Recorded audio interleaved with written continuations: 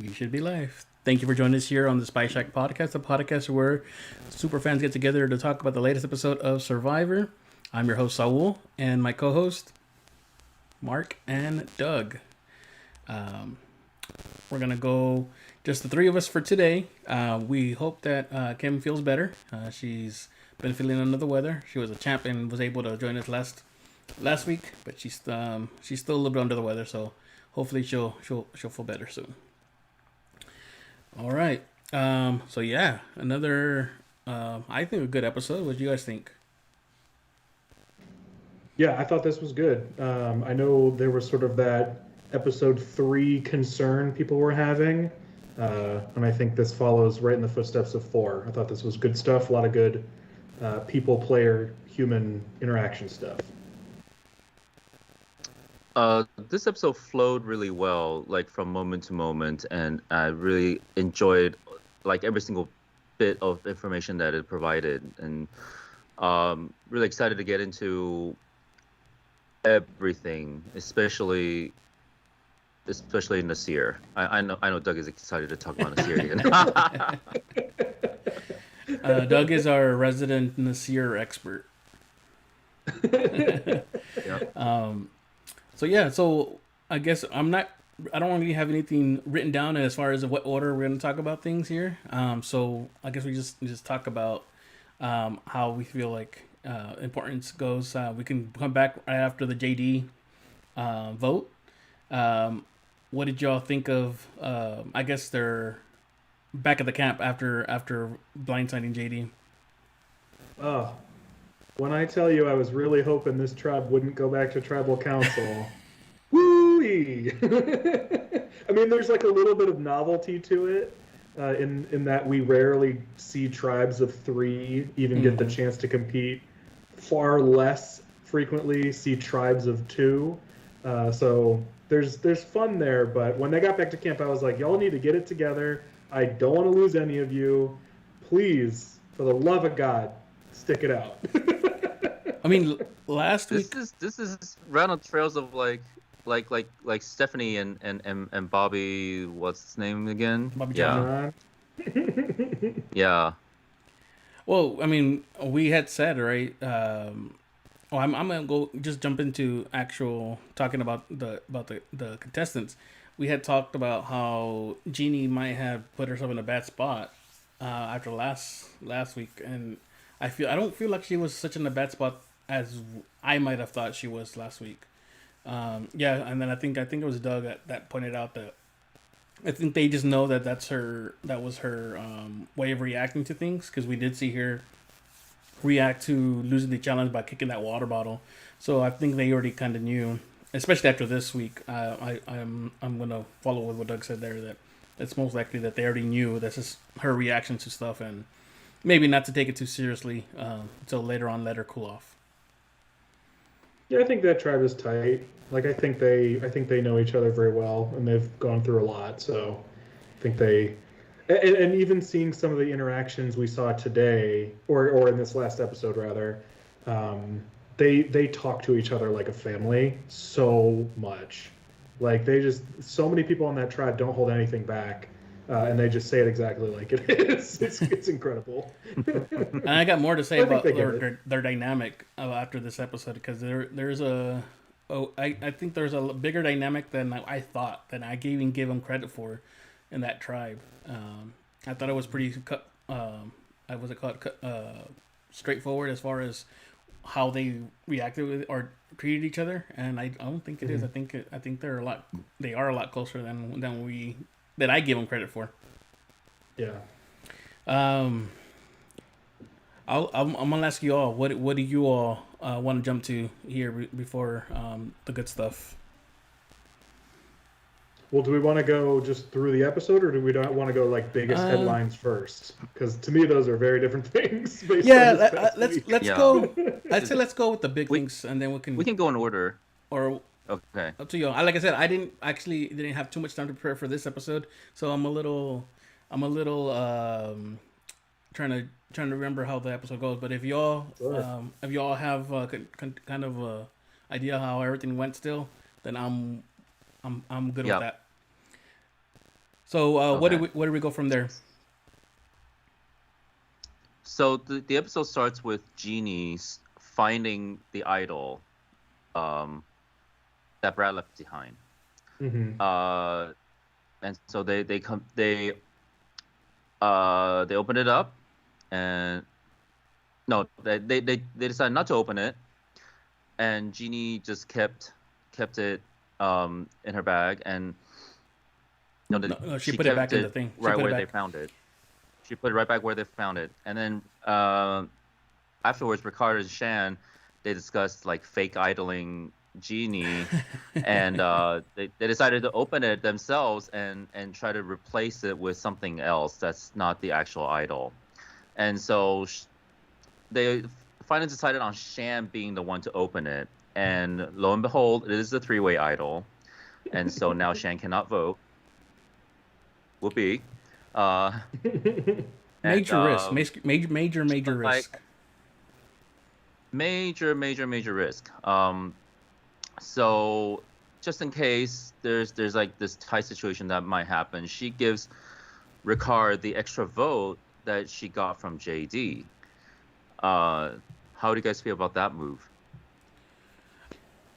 There's so much wild stuff going on between these players because all the stuff that Ricard and Shan have aren't even things they found. It's everything they have is exchanged hands at some point. And given the fact that Shan has swindled people out of things before, I was really surprised that she gave anything to anyone else, you know? No, yeah, same here. I think it's very risky going at that point. I mean, why not hold on to it until you actually have to go to tribal council? Like, why give it up when maybe you win and don't have to go to tribal council? You don't have to worry about giving it to anybody, and it's a moot point at the end. Why do at that particular point? I mean, I get the rationale this time around just because, like, she can't use it. And this is a complaint that I have about this three-way idol. The fact that if you lose your ability to vote, you then can't use any sort of advantage that affects or adds to your vote. Like, this is something we saw with Xander as well. Xander has an extra vote.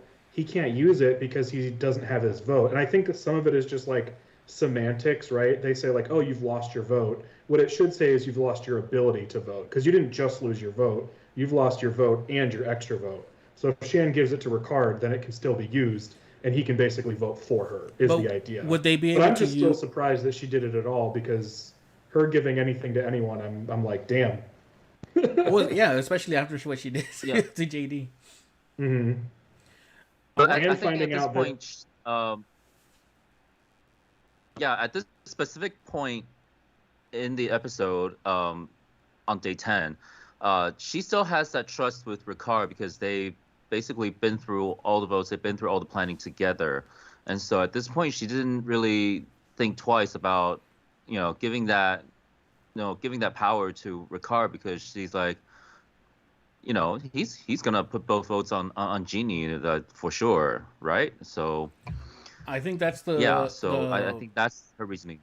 What's it called? I think that's what everybody thinks at this point. Later on, I think it gets a little muddled, but I don't know how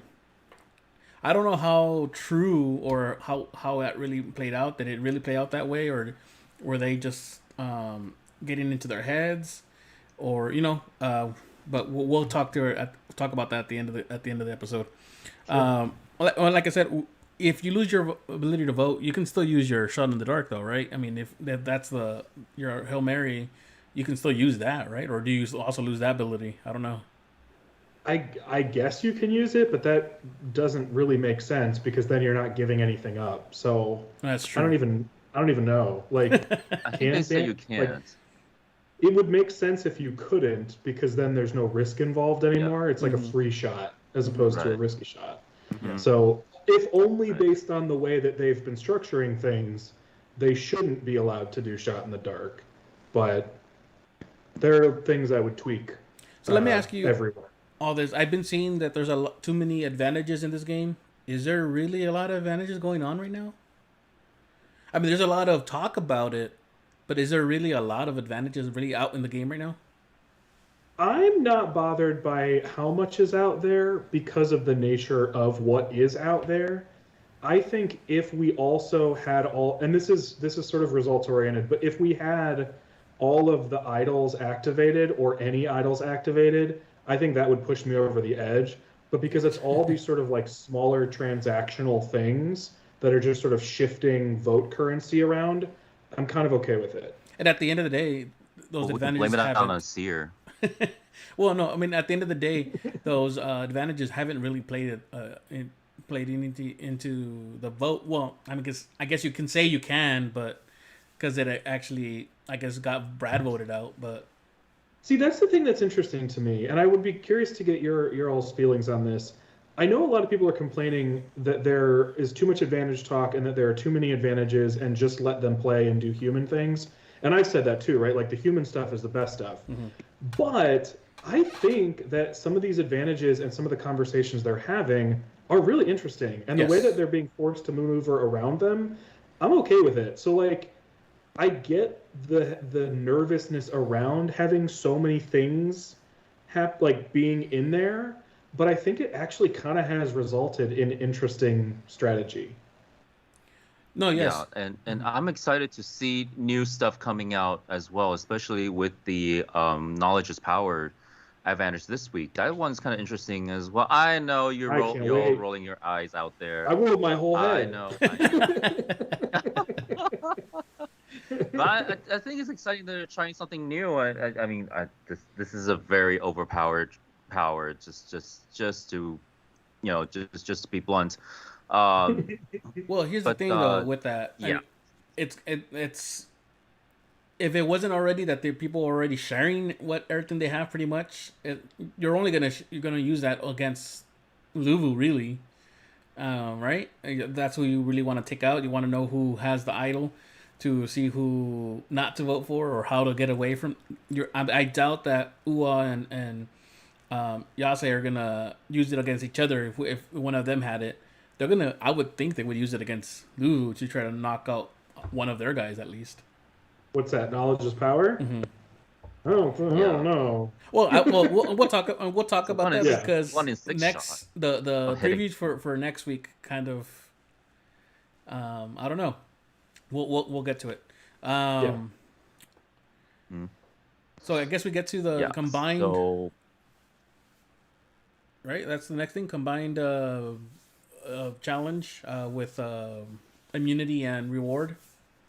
Well, we get a couple things before that. We actually, one thing I really liked about this episode was that we got a little bit from each tribe before we got to the challenge. So we do right. before the challenge see a little bit from Yasa, where you see that Evie is finally being identified by some of the people on their tribe as doing too much, right? So like Liana and Tiffany are sitting there like, Evie says that they're Okay, with yeah. us, but they're talking to Xander a whole lot. And Evie tells us in confessional that they are playing Xander, but the other players don't know that. They don't know who Evie is playing and who Evie is not playing.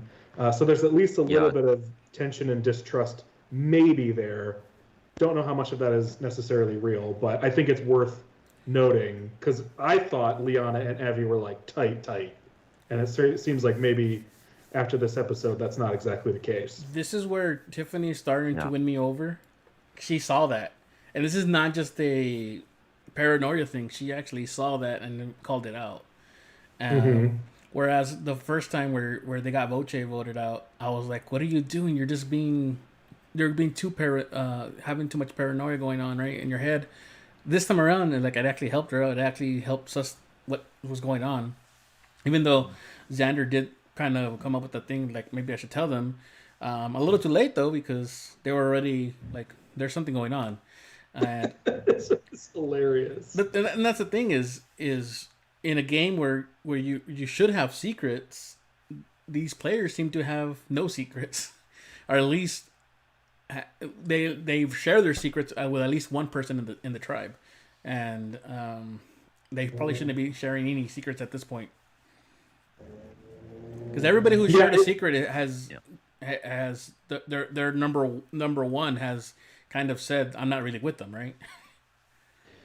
Yeah, kind of. And I actually think that the fact that everybody kind of knows to I guess answer your question again, Saul, about the advantages, I think the fact that everybody kind of knows what's out there and has a pretty good idea of who has what also makes me not as worried about the advantages. Because one of the problems with like Advantage Geddon, right, was that no one knew that that could happen, like inside the game. Nobody was anticipating that 5 people could be immune. All the But in this shenanigans, case, yeah. right, in this case, everybody kind of has an idea of how much is going on. And that to me is okay. It feels a little bit more like playing Among Us with like 800 mods. You're like, well, I know what could happen. I just don't know exactly where everything is. Yeah, I personally don't have an issue with everything that's going on right now. Now, next week with, and we'll talk a little bit more now with all the 3 titles in play. Now we'll see how that works, and we'll talk about the preview for next week and see what we think is going to happen. I have a question regarding the idol specifically, because we're this jumps ahead just a hot second, but like we are going to see that idol / those idols. It's official now, right? I feel like they really stressed once again in this episode, calling it a 3-way shared idol. So is what they have, is that little piece of jewelry only 1/3 of an idol? I know this has been the question everyone's been asking, but do they all have an idol, or is that one idol together? I think they each have an individual idol. The Oh, 3-way they is worded that so weirdly. Yeah, because actually, have we seen any of the other ones? Actual idol? I feel like we've only seen Ua's actual. I was shocked it Screen was a physical papers. thing. Yeah. I was so confused Yeah. when they were saying, like, let's replace it with this bracelet. I was like, why? There's nothing in there but paper. And then they pull out the little beaded thing, and I was like, where'd that come from? And that, I mean, it looks like a little beaded thing that know. Dame would have made. Yeah. Yeah, I had no idea there was a physical thing yet. So let me ask you real quick. I mean, this is Yeah. kind of out of left field here. Do you all like that it's changed to these little idols that are not as ornate or as complicated to replicate? I see a good and bad of easier it. to hide. From a gameplay standpoint, I like it, but from like a TV viewer who loves the aesthetics of it all, I do kind of miss having the like obvious idols. Like I love those like heroes versus villains Jade idols. Those are so freaking cool. And I miss having things like that. Or I miss having like being able to look at an idol and be like, "Oh, those are the ones from Ko-Rong," because they all look like Ko-Rong idols, you know. And But I get that. Standpoint, I get it. I mean, I used to like the way that every season had a different one, and it was theme based on the season. But now that they've been in Fiji, like, and we said it before, now that that's been Fiji, they kind of have to change it up a little bit, I guess. But at the same time, if you're able to find stuff to make a fake idol, now it helps you out a little bit, because look, this is a real idol, this is a fake idol. They both look a little look a little cheap now. Yeah, I like it from that And I perspective. think It's just a bummer they kind of look like crap. Yeah. I think it's just on the theme of the back to basics thing. You know, it's how the individual idols look, how the tribal idols look. It's not as ornate or as complicated as some of the ones from later seasons. I think that keeps with the theme. So I think I do appreciate that. Is true, because when I first saw the tribal immunity, I was like, that's it. But then I go, okay, well, they did say they're trying to reset it. Yeah, so ugly. I mean, we're used to, like, I remember Pearl Islands where they had the sword. I'm like, oh, that's cool. It went with the theme. I don't mind a simple idol. I just think these ones are ugly. Yeah. These are fugly, okay? Yeah. Oh yeah. We've seen a bunch of idols, and this probably, though, well, at least for me, is the worst ones. Not the individual. I think I've seen really bad individual immunity necklaces, but this is, as far as the tribal idols, I think these are the worst ones. Yeah. We also get a moment from Luvu where Deshaun and Danny, after the failed throwing attempt, they decided to finally let Nasir in on their little secret that they want to throw the challenge to get rid of Erica. And Nasir's just like, nope, I don't want to do that. And that's it. I'm with him. I am with Nasir on this. I do not like when they throw the challenge, and I know Jeff doesn't like it when they throw the challenge. But I personally just don't like that because I've seen it backfire on the team that I'm going for when they decide to do that. And I'm like, what are you doing? I remember, what was it, Drake or was it Drake? Who was the Blue Tribe in Pearl Islands? They were the first ones to throw a challenge, weren't they? Rupert's tribe. Yes. They were the first ones That was so long ago. Yeah, they were the first to throw one, and then right after that, they were winning. Remember, they were winning constantly. Yeah. And then after that, they lost a couple in a row, and it's like momentum.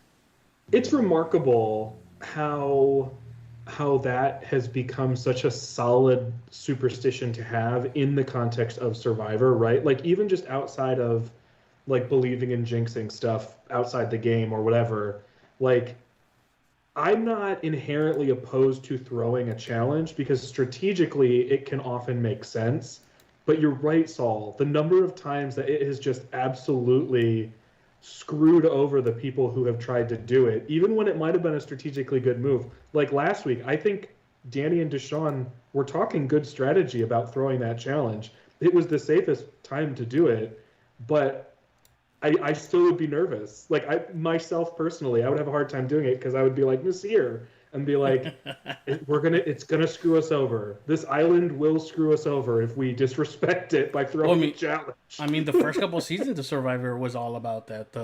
They make fun of it now, the Survivor gods and all that, but it was a very superstitious game when they first started. And I mean, not that it was all in all real. It was just a part of the mythology that they kind of sewed into the backstory of the game and all that.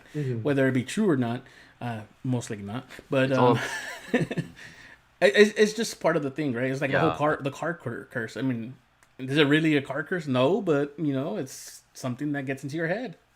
I mean, 100% of results say yes. Like Survivor has its own like mythology and history now. It's really that's bizarre. what I'm saying. Like whether it actually be real or not, it's real to the contestants in the game. Yeah. It's all about the Macedonian Jesus now.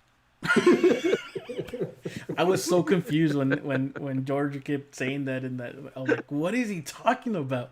But then I remember later on. I remembered why he said that. But yeah, he is part of Macedonian Jesus. Is part of Australian Survivor lore now. They should make that into a hidden immunity idol. Let's talk about the challenge. Yeah. What did y'all think about this challenge? So, go ahead. First of all, right at the mat, Jeff queued one of them. Who did he start with? He started with Ua, right? He started with Ua, and Shan did a great job. Basically, because Ricard and Shan planned it together, right? And they had this whole song and dance that they sold to Jeannie about like, well, we're not really doing it. We're just doing it to fish out information. That was genius. Yeah. Brilliant. Those two they're great. But so they started with them so that they could talk about food and delirium and all this sort of stuff. And then it jumped over to Yellow and then broccoli, butterflies. And then all of a sudden, AstroTurf popped out, and then I was completely shocked. I was like, "Holy crap! Nasir has it!" I thought he was gonna muff that though. I was like, and he couldn't. It felt like he couldn't remember the last word, and I was like, "What happens if he doesn't say it right?" Oh, he ain't no Brad. But here's the thing.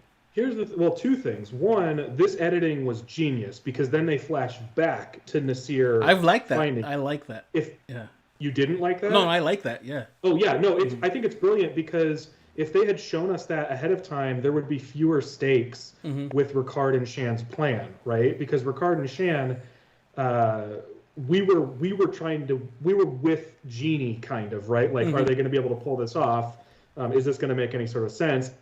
And if we had known Nasir was going to respond, it wouldn't have been as fun.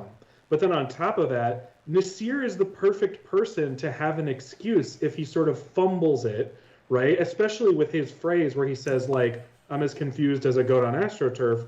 He already set up his story as I learned English while watching Survivor. So he can very easily just be like, oh, that was a Big Tom thing. Didn't he say that once? Oh, I don't know. Like, he could have easily walked away from it, just being like, "Oh, I thought that was the thing people said." Well, yeah. Either say he said it like he got his terms wrong, or he thought that was the actual saying of something. Mm-hmm. It works for him, definitely. And of course, you see Xander and Shan and Ricardo like. Well, Jeannie did too, kind of, right? But she, we don't even know what happens to Jeannie. Well, I mean, we'll talk about that in a bit. Yeah, no, I actually, I was like, oh, they got it. Even though I was thinking that they were not even going to look for it. And it looks like he had been looking for it. And I like his little story. Who was it? His wife or his daughter was hiding idols around the yard for him to look for his every daughter, day. Yeah. I thought about that. I was on like a hike in like a nearby sort of like state park or whatever with a friend of mine. And I kept seeing somebody must have like dropped like a bag, and it must have been like torn up or something over time. And so I kept seeing these little pink plastic strips of like a bag or something. And every time I saw it, I thought, oh my gosh, like that's what they're looking for in this huge forest. And it's such a tiny little thing. And then I thought, if I ever were going to go on Survivor, I would go out here and I would have my friends hide stuff and see if I could find it, because it actually is, I think, a lot harder than it looks on TV. Well, yeah, especially now that they highlight it for you when it's on camera. Yeah, for sure. So, how long do you have from the moment they tell you you're on Survivor to the time that they actually take you out? Does anybody know? It varies. It just depends on when you get cast. Because, like, season? If you think about it, like, Tiffany and Davey are two examples of people who found out, like, pretty last minute. So, like, Davey would have had no time to prepare. And then, like, on that same season, I think they said Patrick was the first person they cast. So, like, Davey and Patrick had, like, a way different amount of time to prepare. So you either have, like, about 3 months or in the case of Davey and Tiffany, like a couple weeks, days before you take off. Tiffany, she said that she knew the day before. But you do know if you've made it past the first round. So if you make it past the first round, you should start preparing. Because she was an alternate, right? She was an alternate, so she didn't know. She had an idea that she was an alternate. She just didn't know for sure she was going out. Mm-hmm. Yeah. And going back to the whole editing of with Nasir, what we saw that the first time in David versus Goliath, with I forgot his name, the cop looking for the idol, and then all of a sudden you see you see them find it later on. I think that was the first time we do a backflash or flashback. Like I said backwards. Flashback to find it. I think that was it. I like it. I really do, especially when you hear other people talking about looking for the idol in front of the person who actually found it. And then they either do a little smirk or they say something, and all of a sudden, so yeah, no, I really enjoy that. And I think with this particular flashback, sometimes they've told us how long it's been. I don't know if they told us when he found this, so he could have found this. I think it said the day before. It did say the day before. Okay, gotcha. So I missed that then. Yeah, and he says that he had been looking for it. So day 10. So Nasir, smart editors, you're doing a great job, editors. was on Danny and Deshaun for looking for idols early on. He's been doing it the whole time as well. Well, he was mad at them for looking at idols while they were trying to win him Flint. So yeah, no, but I'm actually happy. If it was gonna be someone from Louisville, I really don't mind who it was that received it. I was hoping it was Danny would find it, but this year I don't have a problem with him finding it. Yeah. All right. Challenge time. Do you have we don't need to go into detail with the challenge, right? It is what it is. It happened, and they're playing for immunity and tarps of various sizes. And so the challenge went, and the challenge happened. And I got nervous. I'll tell you that right now. Yasa wins. I got nervous in this one. I got nervous. I was pretty nervous. Yeah. I mean, I think all of us are pretty close towards the end. All three of us are cheering for Lulu, right? Or someone on Lulu. At least one person on Lulu. I honestly, I at this point would be okay with Luvu going to tribal council And I would have been okay with Yasa going to tribal council. I honestly just didn't want Ua to go because there was at least one person on the other two tribes I would have been okay with going, and I think they probably would have. And I didn't want any of the three Ua people left to go. So I was kind of rooting against. I hate to say it, I was kind of rooting against my boy in that last moment there. But you know, he can't throw anything. he can't fail at challenges. That's it. I know it's clearly impossible. Well, what's weird is that Ua, on day one, were the only ones that actually performed competently, in that very first challenge of what's it called, the marooning, and they looked like they were gonna do well after the first first episode, the first two episodes, and then they just tanked. Role reversal from Yase to Ua, and at the end of the day, Luvu looked like they were gonna lose. They tricked me. They tricked me because they've done a little bit different on the editing where they do the slowdown. It used to be right before the final person makes it or gets the win. That's when they slow it down. This time around, they kind of tricked you with Ricard's shot. Just either I forgot what Ricard's shot, which limp. The thing is that they kept hitting it and it wouldn't move. It wouldn't budge. So I don't know. Yeah. So they did trick me. I thought they got it. Yeah. I thought they got it. So yeah, I was like, no, like, oh, they get it. Yeah. No, they got me. Yeah. They're having so much fun, and I love it. I love that they're doing that. And I like the way that slow-mo camera. They really do. I mean, I know it's been said a million times, but they saw what Australia was doing and was like, we got to get a camera like that. Somebody find us a camera like that. Well, and I'm here for it. I like the way that they're doing it this time around. I'm trying to remember what season it was. I think it was China where they started doing it, but at random moments. I was like, what are they doing? China's was so funny though, because they would like freeze frame. Yeah. With like a, like it was like so goofy. But it was like something. But I love it because it's like the only time they ever did it. And it was like I think it was James throwing something, and then they showed the thing rotating or whatever, and then it didn't do anything. I'm like, what are they doing? I remember that one threw me off. I'm like, stop this. And I think they did it a couple of episodes. I don't know if they did it the whole season. Well, they did. Yeah, it stands out in my mind because there was like a chopping challenge. Yeah, every time they would stop, it would be like freeze frame. We're cool. I like this one better. I like this much better. Yeah. And even in the first episode of the season when they did it, I was kind of like, but go ahead. Yeah, so Yasa wins and Luvu comes in second, of course. Luvu can't lose anything. So unfortunately, Ua, with their three people going back to tribal council that night. With this win, though, Yasa also has the power to send two people to the summit. One from the losing tribe Ua and one from whatever other tribe they choose. And so they decided to send Shan and then Liana volunteer herself because nobody can go to the summit twice. And I think that's a good way to balance things out, so that like not one person has like all the advantages. Mm-hmm. Yeah, I didn't even hear that part, but yeah, no, I like that. Yeah. I enjoyed the summit. And this summit was so good. It's gonna be something that I've said, even if you go back to like our first couple seasons of doing this, these recaps, is the reason why I ended up liking Survivor more than any other reality show that I like is because you would get this mix of people who would normally not meet in real life, you know. Because I mean, in general, you hang out with someone that has the same life experience as you, for the most part, not always. But then you have like in the first season, Survivor, you got Richard and you got Rudy, who would normally never meet, who had that bond, right?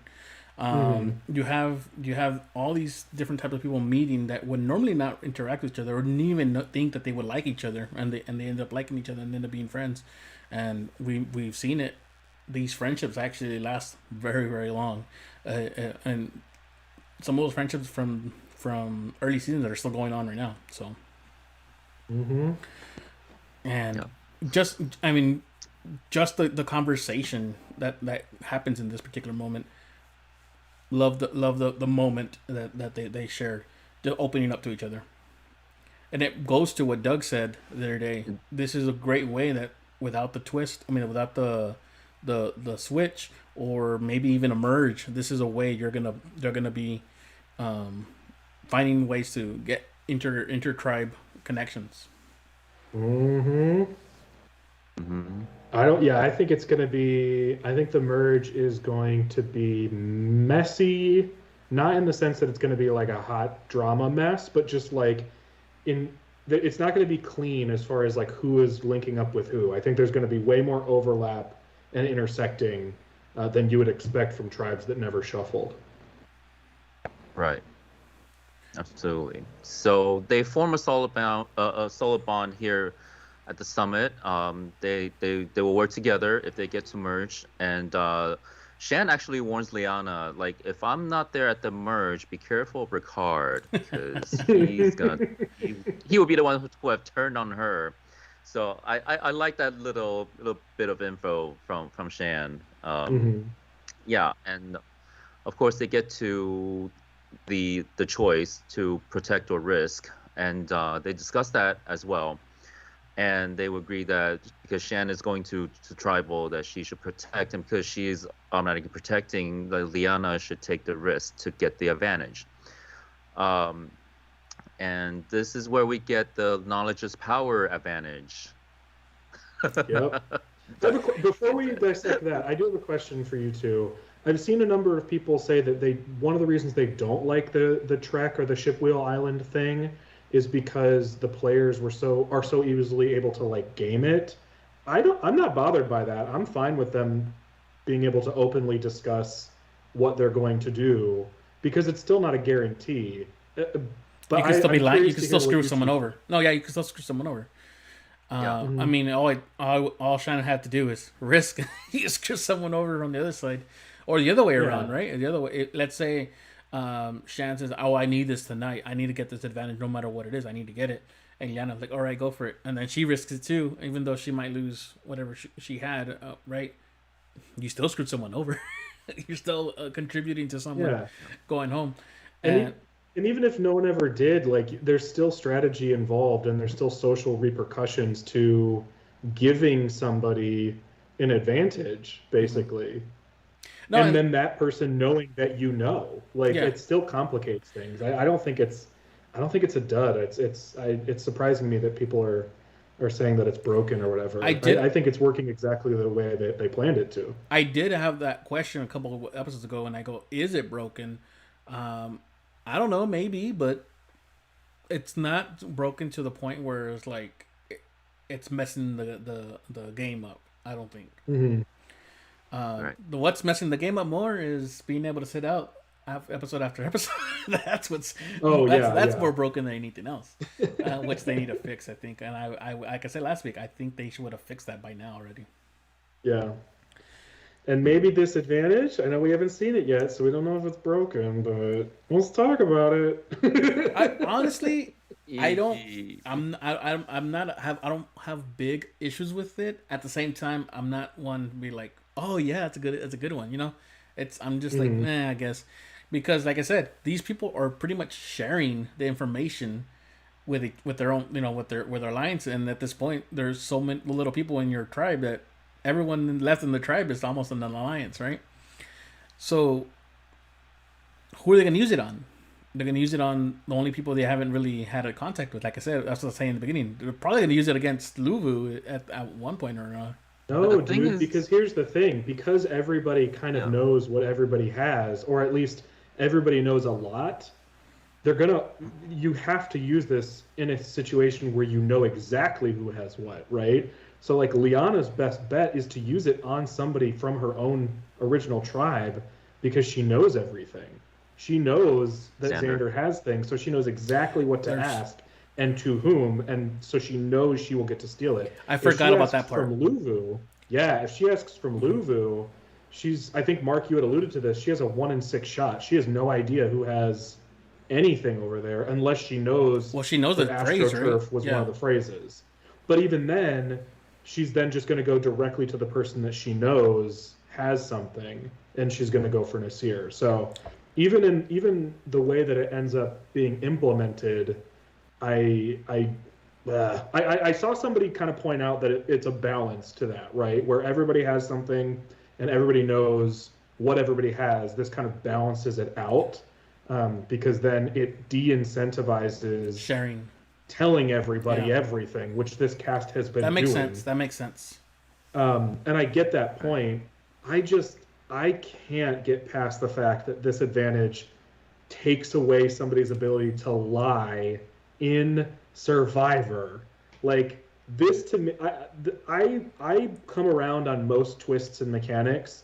There are very few things that I don't find some sort of merit in or like jive with eventually. I don't think that Edge of Extinction is the worst thing to ever happen. It's fine. We all got over, right. Like, we didn't get over it, but like we survived, right? It didn't break everything.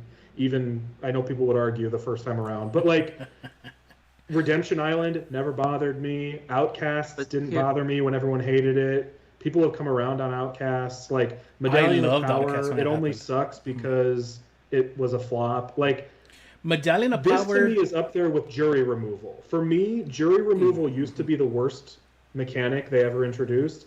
To me, this is now the worst mechanic they've ever introduced, and jury removal is second. Because I hate the fact that you don't get the jury spot that you earned by placement, and I hate that you can't lie.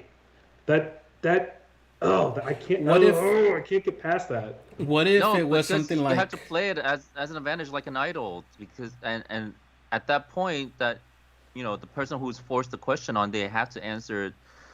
That's the thing. You have to play it, and it has to be known that you're playing this power, and so once that is known and that's part of the rules of you playing that advantage, then it's out there. You have to go by the rules of that advantage. But you don't have to wait until someone plays it. So Xander could go into a tribal council having no intention of playing an idol, and Liana can ask him, hey, do you have an idol? Because you have to tell me. And then he has to give up an idol he might have never been intending to play.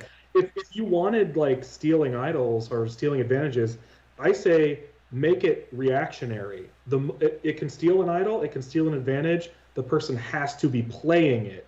And then you can say, oh, wait, actually, Jeff, I'd like to snatch that.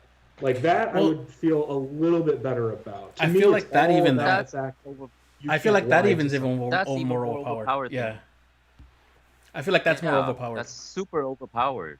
Well, I know, but to me, it's not about how powerful it is. It's about the fact that this advantage takes away someone's ability to lie to you about something that they have or a strategy they might be about to use or something that they've been keeping in their pocket. That's what bothers me. It's not how powerful it is. It's not a guarantee that it works. Right. The way it sure is. The way you wanted it to work, it's like somebody's playing it and then you for sure know it's out there and then you take it for sure.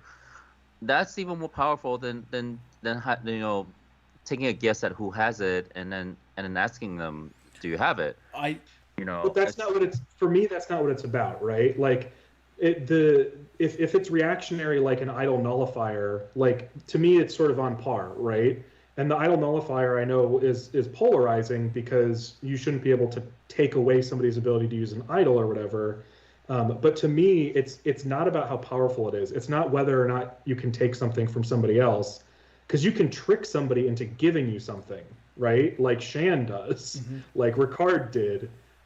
Like that to me is that is the game of Survivor. But making that situation where you socially would try to get information from somebody and have to rely on your ability to do that and make that a mechanic of the game that someone can't defend against, that is what I don't like about it. Not the fact that you can take something from someone else. What if they did something similar, but it is you have to if you ask for someone if they have an idol and they lie to you, then they are unable to use the idol for that particular turn or whatever until the next cycle. Um, and if they tell you the truth, at least you have the knowledge. What about something like that? Does that make sense? I don't know. This is one of the things that kind of irks me about Big Brother is that Big Brother polices the kinds of lies that you can tell each other, right? Survivor to this point hasn't really policed what kinds of lies you can tell. And we saw that in Cagayan, where Tony was like, oh, this is what my idol does. And everybody had to take a chance on whether or not to believe him. And production never said, buddy, you can't lie. And this is them telling Xander he can't lie, or whomever, that they can't lie. And that's the thing that bothers me about it. It's the same. I don't know. We'll see it's only because of how this power works. That's the only thing. It's only because of this specific power. Right. Yes. Exactly. I don't like the way that it works. I would have. It would be more powerful if it were reactionary, and I would be less bothered by it in that circumstance. It's purely the fact that this advantage prevents somebody from being able to lie in the game of Survivor, where the core sort of element is your ability to navigate socially with lies and deception or trust or whatever the case is. I don't like that there's a mechanic that tells you can't do that. I think the only reason why I'm not against it is because you can only use it once. Once you use it, that's it, and everyone can go back to lying.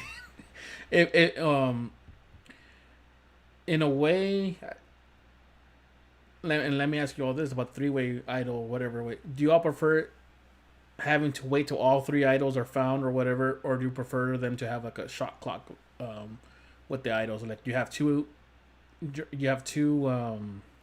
tribal councils to use this, or not? It's invalid. Yeah. I like shot clock idols. Yeah, I like shot clock idols because they theoretically prevent advantage getting 2.0. Yes. Mm-hmm. Didn't we have one? You can't have a game where everybody holds their idol till final 6. It's not possible if you have shot clocks. Yeah. Didn't we have that recently in Australian Survivor? Or one of the international Survivors where you had to use it in the next 2 or 3?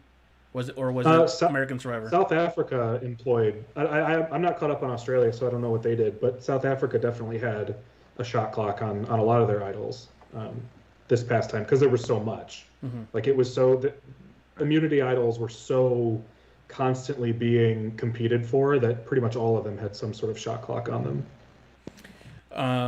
So at the same time that they're at the summit, we see Ricard and Jeannie having their talk, and Ricard tells Jeannie, he tells us, right, this is all just a game. I'm not really gonna vote out Shan or anything like that.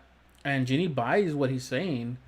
The only thing is, I think when he tells Shan, I don't remember how it came around, that Shan didn't really believe him.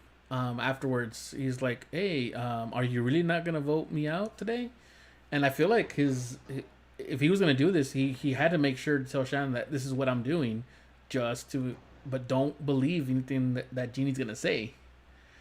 I think Shan and Ricard kind of overcomplicated it for themselves, and they almost screwed each other over.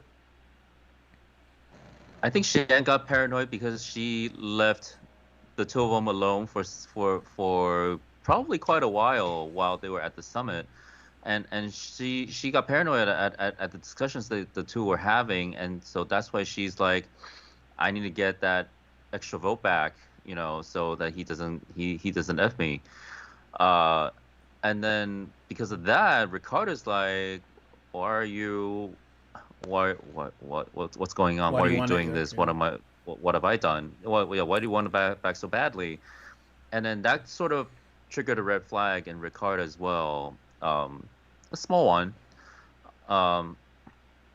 So yeah.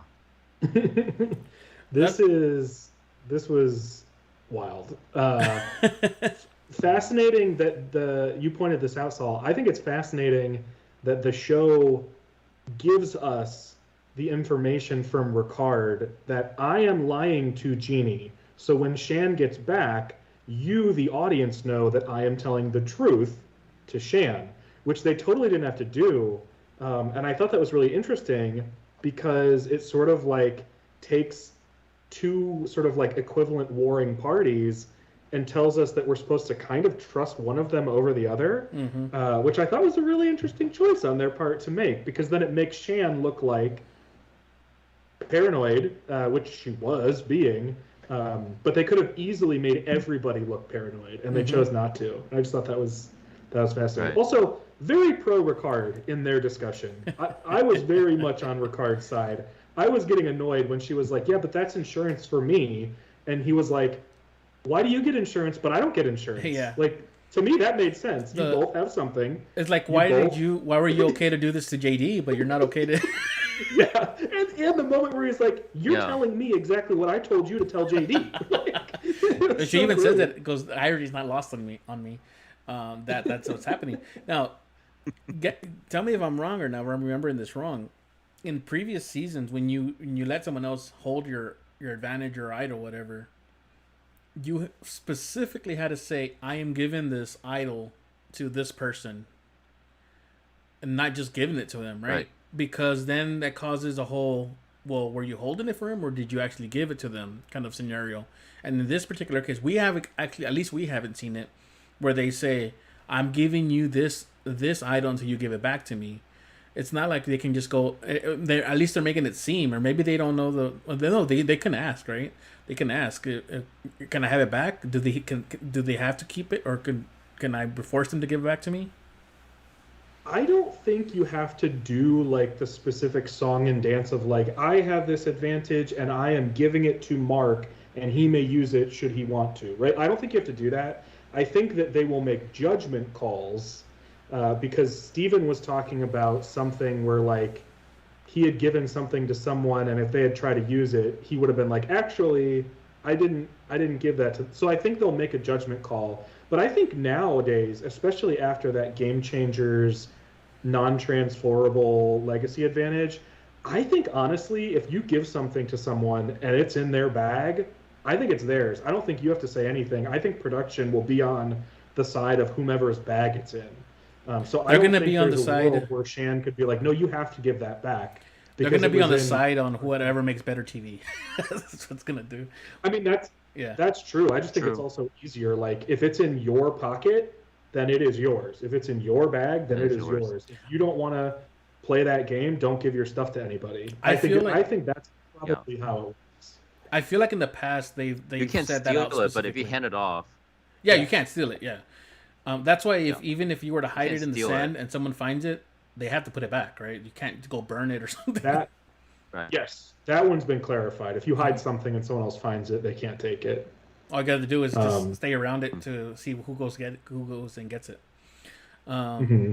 But I feel like I have in the past in another scene, and I don't remember when it was, where something like that happened, where they like, "You need to give it back to me," and they and I don't know, maybe that was just the players saying like, "Okay, here it is," or whatever, or if it was something like, no, they had to give it back. I might be misremembering. No, I think there have been sticky situations, because I do think the Game Changers thing comes to mind. I mean, it was specifically said it was non-transferable, but that put Sarah in a position where she could play that card. I think in Heroes versus Villains, the fight between, was it Parvati and Amanda, that Colby was just like trying to watch a movie over. I think that was a case where like technically one of them found it and the other one took it from them, and I don't think that counted. So didn't there it used to be situations. Didn't it used to be like whoever touches it first, that's it? I mean, I'm assuming that's the judgment call they would make, but I'm sure it's not. I'm sure it's not written in a very black and white way. Unless they actually, hey, who gets this? Or they call for a judgment call. Okay, that's what I think. I think if both you and Mark went and dove for an idol, and both grabbed it, I think they would, if they couldn't make a call, they would tell you to figure it out. If they thought one of you grabbed it first, I think they would tell you that person grabbed it first. I think it's probably very on the fly. Okay. But I don't know. Yeah, I thought it was I very interesting that they all decided like, yeah, we'll let Shan talk to both of us and figure out who she wants to go with. I would have been like, I don't know, I'm pretty confident with what I have. I don't want to leave you all by yourselves. yeah. Yeah, but I think Shannon and Ricard squashed things before they got to tribal, and Shan doesn't want to lose that extra vote. That's in Ricard's possession right now. So they did the simple thing, and they got rid of Genie, Mm-hmm. and that's I that. think I think Shan and Ricard are like their own little two-person version of Kasaya, where they're just like they're gonna keep fighting, but they work really well together. They're very effective. Yes. And I think based on how many times we saw Ricard say like these are my plans, and she's just really good at executing them. It's almost like a Steven and JT situation, but like both of them are very smart. They're both Steven. Right. They're both a little bit Steven, yeah. Yeah. And they're both kind of smooth like JT though.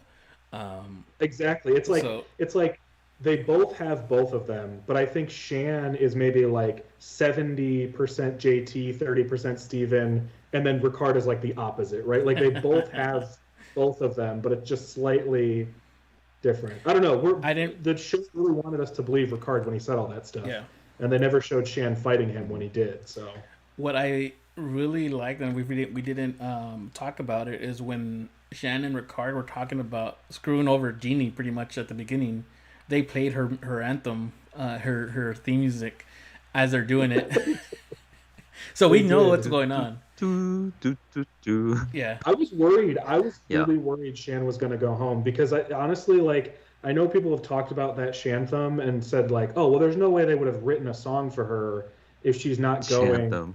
Yeah, that's Rob Sesternino. I can't take credit for it, but I like that. Nice. they're not going to like compose her music if she's not going far. But honestly, I think they would have done it if she were the pre-merge star and then went home. So I was really worried this was going to be. She like, is right now, right? She's probably the one that has the biggest spotlight on her a pre-merge. I thought it was going to be Evie. I thought Evie was going to be the pre-merge star, and it is entirely Shan at this point. I can agree with Evie if they would have gone more to Tribal Council. Mm-hmm. Although I don't agree with everything that Evie has done, I still think that she's done a good game. I'm actually more inclined to think that Shan has played a better game with all the moves that she's done so far. Even the lies that she's done, she has executed. She had to do more. She's had to do more. She had to do more. Mm-hmm. I think it's hard to She tell. had to. I love what Shan is doing. I think she's very effective at everything she's doing. I think there's a little bit. I know I said this about JD, but I think it's maybe truer of Shan. I think there's like a little bit of Tony and Shan, where like she's not doing anything very cleanly, but she's doing it effectively, and no one seems mad at her when she does it. I think we said that last week. I think you made that. Maybe. Yeah. I mean, I think it's very true. I think there's a lot of truth to it. I think there are more Tony-like players in this game than I would have readily admitted going into it. When you said that, it kind of reminded me of JD and how he was like trying to compare himself to other players. I think Shan is first time around Tony, whereas JD was Tony and JD is game changer. Exactly. He's that Tony. That's funny. Yeah. So yeah, I think she did the right move. I don't see why either one of them would have taken Genie, unless they're a lot closer. Like I was saying earlier, I think there's a little bit more of a dynamic there. But I don't see why either one would have chosen Genie over the other, especially since they're so close together. It's interesting. Yeah. Everything with Shan, every decision Shan has made feels wrong in my head, but right in my gut. You know what I mean? I know, like, exactly what you mean, yeah. Yeah, I guess that makes like even this one. I'm like, my head is like, no, take Genie. She literally just said like she'll ride with you, like, and she's not like a super strategist. She's literally just like a hard worker who wants to be there. Like, go with that. But there's something in my gut that says Shan and Ricard are just like meant to ride it out very deeply until one of them either stabs the other in the back, or they're going to be like with JT and Steven. Well, I was gonna say that. Yeah. Like Steven knows he should get rid of JT, but never does, and then is haunted by it. Like that could be these two. They could be haunted by each other for the rest of their lives. And here's the thing: is that pretty much we said they're both kind of Steven, and they're both kind of JT, and I think that Shan will take Ricard all the way to the end if they're able to, because even though they're both doing the same thing, they're both playing the same game, she can actually, I feel like she can play it off better and make it look bad on Ricard, and people would believe her. Here's the thing, I don't think Ricard would take Shan though. No, it's gonna have to be her. Ricard's in the position to do it. He's cutting her. I think he knows better. Well, he said it. He said it and goes. He's already laying the groundwork for cutting her. He said she is taking she's getting credit for all the moves that I'm wanting to do. So at one point, I mean, it's either the like get to the end and take credit for all your moves, or you're gonna be like what's his name, like Lex, and get blamed for everything. So it's a double-edged sword, right? You never know. I guess playing with the contestants, you kind of get an idea of how they're gonna reward and all. But it can be, you can be in one of the seasons where you take credit for everything and they punish you for it. Like Russell Hands, I feel like he got punished for it. Or they can reward you for being the best player out there. So you never really know how they're gonna vote till the very end. Yeah, I'll be very curious to hear. I don't know if either of you listen to Dom and Colin's podcast, but I'll be curious. They dedicate an entire segment just to the edit, and I can't wait to see what they say about that particular thing about Ricard complaining that Shanna's taking credit, because I could see it going in a number of different directions. If that's supposed to be foreshadowing, it could be foreshadowing like 8 different things. Going back to Winners at War, I haven't really been able to pay attention to any other reviews, recaps, or anything like that of Survivor, just because I've been so busy. I wouldn't mind going back to listen, because I'm one of those people who I can listen to the same thing over again and get a new perspective of it. Yeah. So even like the only other thing I used to listen to was the Wiggle Room with the Wandoff. Nice. Other than that, I really haven't paid attention to too many other podcasts. Not because I don't want to, but just because I haven't had a chance to. Also, before recording, I don't want to do that, because I don't want my opinions to be tainted. Well, not necessarily tainted, but I want my opinions to be mine, I guess. Clouded. Yeah. I usually won't either, because I want to come in with whatever my impressions were. Yeah. And I can't watch on Wednesday nights anymore, so it makes it a lot easier. Watch it on Thursday. Come in here, tell you what I think. Awesome. So we're not surprised that Jeannie didn't play her shot in the dark, because she's been pretty clueless for the entire game. I think she was at 3. Yeah. I don't know. Like even if you don't fully trust those two, like is it? I was having a hard time deciding whether she should or shouldn't. Like I don't know. Like if she, I don't know. I guess if she had the right read, then yeah, obviously you should play it, right? Because then your vote doesn't matter anyway. I think they both fooled her. Because like who does she think she had 100%? Like I think she thought she got both of them. She was with Ricard 100%. I think she had both of them. She was with Ricard. I think so, right? I think I honestly think she thought she was with both of them. I thought I thought that she thought that either one of them were gonna take her, so she was gonna be the deciding vote. And I wonder if they all thought they were the deciding vote. Do you like? Well, no. I don't think so, because Ricard voted for Jeannie, and Jeannie voted for Ricard. So I think they must have all just been like, Shan has an idol, so this is the way it's got to go. What do you think of the whole thing they said? They still could have done it. They could have. I don't know. What happens if they tie? If they each vote one, do they go right away to a fire making? Because there's no way to break that, right? I mean, do they try to re-vote? I think they still get one chance to revote, and I don't think it would stay tied in that case. Because if it were a 1-1-1 tie, that would have to be no one is on the same page. Like the chances of that would be remarkable. So I think they would get a chance. I think you'd get a live tribal, and I think someone would go home. Okay. But I think if it stayed deadlocked, they probably would just pull rocks. I think everybody would have to pull one. Yep. What do you think about what they said? It goes, out of everybody in the game, Shan and Ricard are the best players because they're the only ones that really had to play and really survive at this point. Yeah, exactly. It goes back to what I had said. I think week 1 or week 2. If Luva doesn't go to Tribal Council, that might actually hinder their gameplay once the merge comes because they haven't had a chance to really truly play, and have to survive at Tribal Council. Some of them might have to play next week. Well, let's talk about that. Some of them might have to play the game next week. Because they go... what does he say? Drop your buffs. Well, he says drop your buffs, right? But then everyone says merge, and I'm like, well... Are they one world in this, or what are they doing?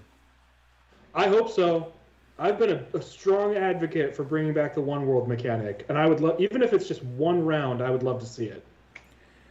I think this is the season that it will make sense in. Either that, or we reshuffle into 2 tribes. I think, but they said they're doing something they've never done before. So if that's true, then I don't think they would be shuffling into 2 tribes unless they were shuffling into 2 tribes and staying on the same beach. They're shuffling to 4 tribes. Well, they've never done that. We've decided that everybody's going home. No, I mean, what can really happen? I mean, if it can't be a surprise merge or a surprise non-merge like they did in Thailand, because that's happened before. It can't. I guess it can't just stay on one beach because they've done that before. What can they do? They could do a one world thing. I think they could do a weird thing where they're everybody. I think people would hate this, but they could do something where for one round, or even just one challenge, maybe they're competing in pairs. Have they ever done something like that at this point, where like you're competing in a pair for immunity? Not necessarily in the pair, but I've seen it where they split the group in half, and one team and one second team, and half of them win the immunity, the other ones don't. Right. So I think there's a lot of things they could do. I think they're outside of what we would typically expect Survivor to do, because Survivor kind of keeps it in a particular wheelhouse. But this season, I don't know. We'll see. I mean, I'm enjoying. Like I said, I've enjoyed the season that I've seen out there on even like Facebook groups on previously Survivor. They're not liking it, but I mean, every season has that though. So, what if? Wait. Oh my gosh, you guys. This is such a short season. What if they have to do a tribal council like immediately? Right then and there. Yeah. Maybe. What if they have to like all collectively have to have a tribal council? That's pretty insane because some of them have never met each other, and who would you throw your vote on? Like, if you don't even know who's on the other tribes and you don't even know their names, and that's gonna be complicated. And I don't think I don't think it's really logical. What if everybody that got voted off comes back? It's not like Saul, get out. Surprise extinction. Exactly. Yeah. What happened is that the original people that got voted out are now playing the game, and everybody who stayed in the game is now out. Saul, I'm seriously done. I won't tweet Jeff. I won't give him that idea. Do not give Jeff ideas. Well, he's not going to pay attention anyways. That's true. He did once. I mean, he did. Technically, we have 6 people out right now. It could be, they technically could have an outcast tribe. Yeah, they could. Yeah, this would be the time. Yeah. Well, but they've done it before, time. Though. That's the thing. Yeah, that's the key thing. If we were to believe that whatever they do, they technically have never done before, which I think they've said that before. I think they've said like, "Oh, this is a brand new idol," and it was literally just the original idol. So they'll just reword something in there to make it different, but it's the same thing. The Medallion of Power. Yeah. Oh, I was gonna say that the Medallion of Power. Why the Medallion of Power sucked? was because it was the old versus young tribes. If it was Yeah. evened out tribes, I think the Midnight Empire might have worked. But anyways, go back. Yeah. I just forgot to say that when we were talking about that. It was bad. Mark, what are you gonna say? I think pairs make sense. Because there hasn't been any sort of like tribal split that we haven't seen before. So the idea of players being randomly put into pairs and compete for immunity that way, and then after immunity challenge, they split back into their original tribes. Oh my gosh. What if they brought 12 new people came in and they now have to compete against the 12? Saul. This is not Love Island. Saul. Stop. What show are you watching? Or 12 Do All Stars. not Love Island. It's blood versus water. Loved ones, come on out. Put on a buff. Oh yeah. I think we're running out of stuff to talk about. We're just making things up now. Yeah. What's surprising is we're only 11 days in. Yeah. And this my is God. how much gameplay we're getting. 11 days. That freaked me out yesterday when I saw it. I'm like, 11 days. What in the world? Mm-hmm. We would only be in episode 3, right? Well, episode 4 at the most. Yeah, we'd probably be around episode 4 or 5. I guess technically we're in episode 5, but I don't know. It feels Yeah. It feels way too fast. That would have been episode 3, I think. 10, 11, maybe. Well, we as an audience shouldn't be feeling it, right? Because they're taking 3 days and just putting it into 2. But we're feeling it though. The thing is, we're feeling it. Why is Yeah, it? it's weird to think about that it's like only day 11 because it should be Day 20, like right? day 15 at the earliest, right? 15 or 16. Yeah. Yeah. So if you the really same think about it, amount it's of only about gameplay, 5 days, or same amount of editing. yeah. If you really think about it, it's only right now from where it really is. It's only about 5 to 6 days, accelerated. It just feels so much more than that because we know it's coming. We know that they're technically only a little bit less than halfway through. Yeah. So, all right. Did I miss anything? Do we want to go MVP? Oh geez. Oh man. I don't know who my MVP is. I mean, once again, it would have to be the Ricard or Shan, right? Or well, I don't know because Nasir got an idol, so I don't know. I don't know. It's like at this point, it's almost hard for me to give MVP to those two because they found themselves in such a like wild. I normally don't consider challenge performance when it comes to MVPs. Yeah. But like, were we giving Malcolm and Denise MVPs? Were we giving Stephanie and Bobby John MVPs? You know what I mean? So like, I think it's because hard. It's really hard. I think it's got to be Ricard though because of Ricard's defense, the way that he navigated Shan pressuring him, and the way that he came up with the idea to dupe Jeannie into thinking that they were faking the idol thing that they were actually doing. I think I would give it to Ricard. I mean, it's hard to and you're right. It's hard to actually choose an MVP from the losing tribe, but the thing is that we haven't really received we don't know much what's going on in the rest of the other tribes because we've spent so much time in UA. I think Liana is worth discussing, right? Yeah. I think Liana got a lot out of this episode. But yeah, Tiff should be in the running as well. I think the way she kind of navigated the whole Xander thing, everything. I think Tiff needs a mention as well. Now going back to Tiffany real quick, did he mention the when he gave her the no and all that? I knew she already knew. Did he mention the phrase, or did she mess up? She messed up, right? He screwed up. He screwed that whole thing up because he forgot that he had already said a phrase that his whole tribe knew he was going to say. And then he told her that he found that advantage that day. Oh, that's right. So she was like, well, wait, but didn't you say that butterfly thing days ago? And he was like, oh, that's right. Actually, I just lied to you. It's hard. It's hard. You're right. It is cringe. Because Yeah. if we go by result, yes, we're gonna say probably Ricard or Shan. But then you're right though. By giving them an MVP, it's like we're saying they played the best, but they've been losing. So Yeah. I mean you're right. You're right. I don't know.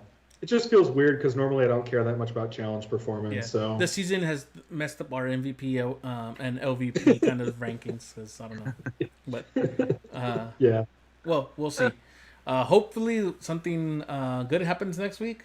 Something not too crazy like what I've been saying happens. But here's for another good rest of the season. You know what? Thank you, Saul, for setting the bar absolutely in hell, so that whatever happens next week will be better than that.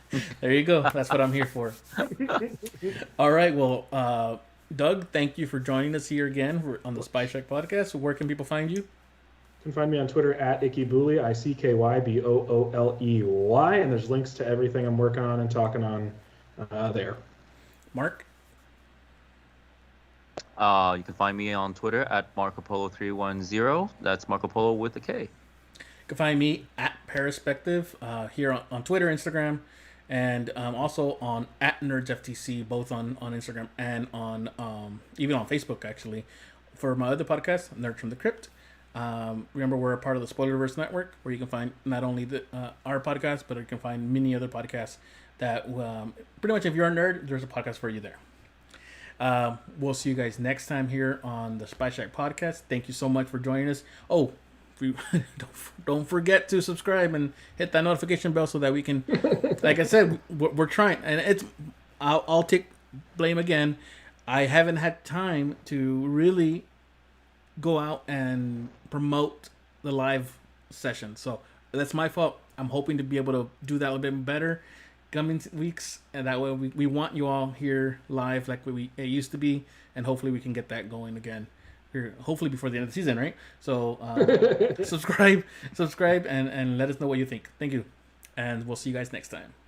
Bye.